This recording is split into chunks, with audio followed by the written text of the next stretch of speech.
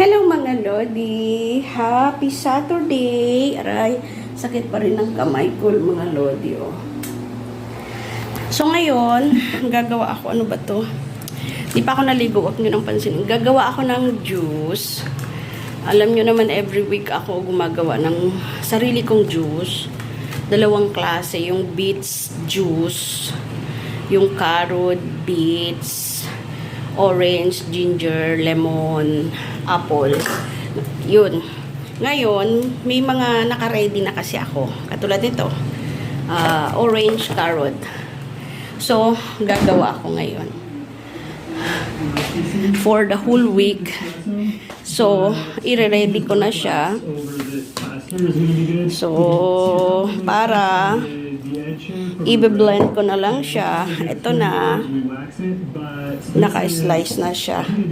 At magbe-blend na lang ako. Yan. Ihalo ko lang siya tapos lagyan ako lang ng konti. I-blend ko na lang siya. Kind of like the it had like a goldish orangey tone on the detail. Nanonood ako ng YouTube at the same time.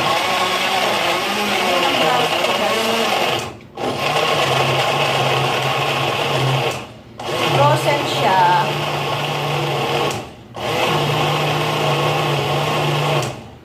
Pero lalagyan ko siya ng water konti para maano lang siya.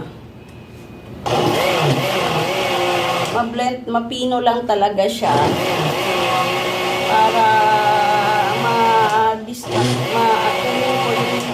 kunin ko yung juice niya at maiwan yung pulp. Yung pulp pala, ilalagyan ko siya doon sa labas ng terrace ko. Hinahaluan ko siya sa lupa para yun kong ginagawang fertilizer sa mga halaman ko. Agay, sakit talaga guys ng siko ko every time na kumilos ako. Yan. Yan ang ginagawa ko. Yan. So, abangan nyo pagka na-distract ko na yung juice niya at ipakita ko sa inyo.